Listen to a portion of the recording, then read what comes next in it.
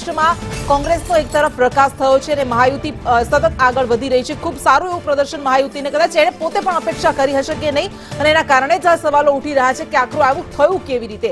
અને મુખ્યમંત્રીને લઈને અત્યારે હલચલ શરૂ થઈ ગઈ છે। દેવેન્દ્ર ફડણવીસના ઘરે કાર્યકર્તાઓનો જમાવડો શરૂ થઈ ગયો છે અને આજે સાંજે પીએમ મોદી સંબોધન કરી શકે છે। સિંગલ લાર્જેસ્ટ પાર્ટી તરીકે નુપુર અહીંયા ભારતીય જનતા પાર્ટી ઉભરી છે। 148 માંથી ખૂબ સારું પ્રદર્શન ભારતીય જનતા પાર્ટીનું 85% સ્ટ્રાઇક રેટ સાથે રહ્યું છે અને બીજા જે સહયોગી પક્ષો હતા એનો પણ ભારતીય જનતા પાર્ટીને સારો સહયોગ મળ્યો છે અને એ જ કારણ છે કે લોકસભામાં જે ઝટકો મળ્યો હતો એમાંથી ઉભરવામાં અત્યારે ભારતીય જનતા પાર્ટી અથવા તો મહાયુતિ ગઠબંધન સફળ રહ્યું છે। બિલકુલ, અને એનું એ જ કારણ છે કે ઉભર્યું નહીં પણ વ્યાજ સાથે વસૂલ્યું, કદાચ એવું કહીએ તો પણ ખોટું નહીં કહેવાય।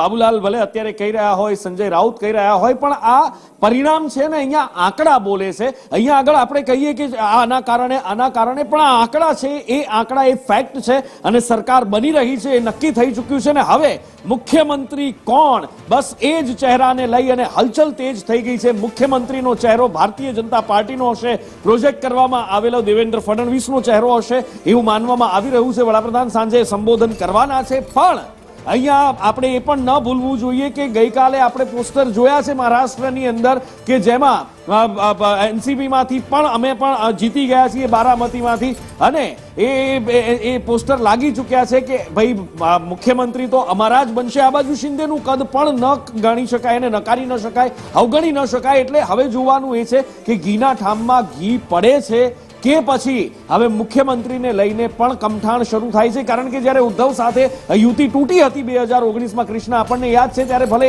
સામે ચાલીને કોઈ કહે કે ન કહે પણ એ મુખ્યમંત્રીના પદનો જ વિવાદ હતો અને એના જ કારણે આ યુતિ તૂટી હતી। એક સરખી વિચારધારાવાળા છૂટા પડ્યા અને વિપરીત વિચારધારાવાળા સાથે બેસવું પડ્યું ફક્ત અને ફક્ત મુખ્યમંત્રી પદની ખુરશીની લાલચના જ કારણે। અને અત્યારે જો એવું ન થાય તો જ નવાય, કારણ કે અત્યારે પણ મુખ્યમંત્રીના પદ માટે શિંદે પહેલા લોહી ચાખી ચૂક્યા છે, મુખ્યમંત્રીની સીટના એ અનુભવ કરી ચૂક્યા છે, એટલે શિંદે પણ માંગણી કરશે, આ બાજુ એનસીપી માંથી પણ માંગણી થશે। પણ હા, આ બધા વચ્ચે ભારતીય જનતા પાર્ટીએ સાબિત કરી બતાવ્યું છે કે એનું કદ શું છે। નાના ભાઈ તરીકે મહારાષ્ટ્રમાં એને રાજનીતિની શરૂઆત કરી અને આજે સૌથી મોટી પાર્ટી 86% સ્ટ્રાઇક રેટ સાથે જીતીને બતાવ્યું છે।